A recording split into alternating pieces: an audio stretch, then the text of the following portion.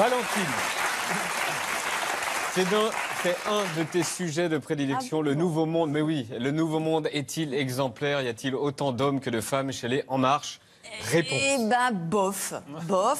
Un seul exemple, les élections européennes. Ça manquait tellement de femmes candidates que chez En Marche, on a été obligé de réaliser un clip.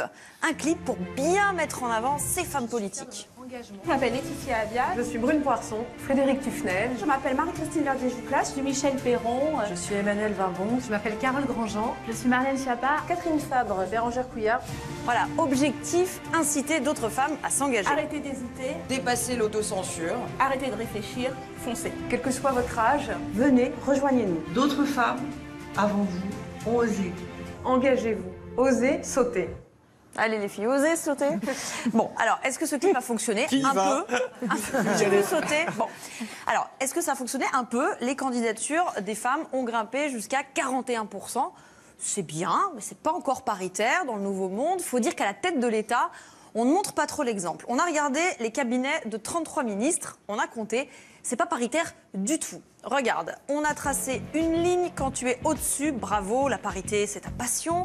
On félicite par exemple Agnès Buzyn, Laurent Nunez et Jacqueline Gouraud. En revanche, tous ceux qui sont en dessous de la ligne, je suis pas contente, c'est pas paritaire, la liste est longue, citons Jean-Yves Le Drian, Florence Parly, Édouard Philippe, mais aussi Nathalie Loiseau et Brune Poisson qui n'ont que 25% de femmes dans leur cabinet et qui disaient quoi déjà? D'autres femmes, avant vous, ont osé. Engagez-vous, osez sauter.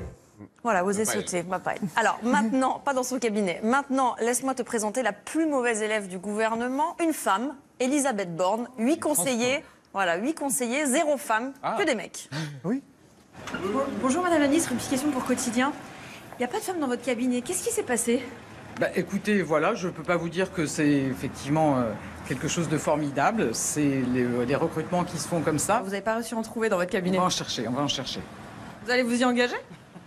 Vous n'allez pas virer les hommes qui sont en place? Ça, voilà. Peut-être pas tout de suite, non. Voilà, donc on va patienter un peu.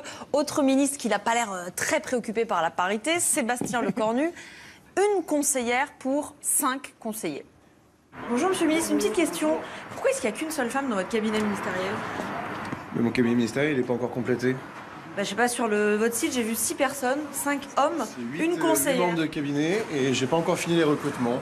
D'accord. Voilà. Mais j'aime bien travailler avec des hommes et des femmes. Rassurez-vous, il n'y a aucun problème avec ça. Et Léa, ma conseillère parlementaire, est une fille absolument extraordinaire.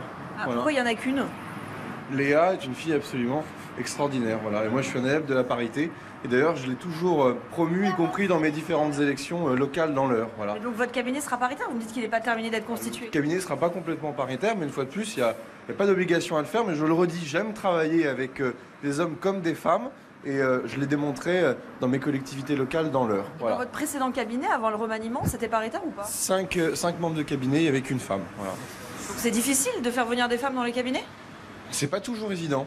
Vous savez, le volume horaire qu'il faut faire dans les cabinets ministériels sont parfois pas toujours compatibles avec des engagements familiaux. Je sais que j'ai déjà eu des recrutements qu'on n'a pas pu justement mener jusqu'au bout, puisque moi je suis attentif à ce que les équilibres personnels de chacun puissent être respectés.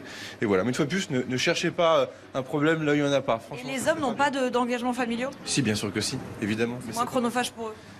Moi, une fois de plus, je respecte le choix personnel de chaque individu. Une fois de plus, n'allez pas chercher la petite bête là, il n'y en a pas. J'ai aucun problème avec ça. Non, c'est vrai que c'est pas notre genre. Voilà, alors, et on termine avec une ministre, pas du tout, mais alors pas du tout paritaire, Sophie Cluzel, 5 conseillers, 1 homme, 4 femmes, oui, 4 femmes, 80% de femmes, scandale, inacceptable, insoutenable. Un seul homme dans votre cabinet pour 4 femmes? Oui, exactement. Ça fait la balance peut-être avec d'autres cabinets? Ils sont pas trop seuls, l'unique homme de votre cabinet qui est là, je crois? Non, il n'est pas là, non, c'est mon conseiller. Non. Là, par contre, j'ai beaucoup de stagiaires masculins. Voilà, stagiaire, moi aussi, est-ce que je peux avoir des stagiaires garçons, peut-être? Bien sûr. Allez.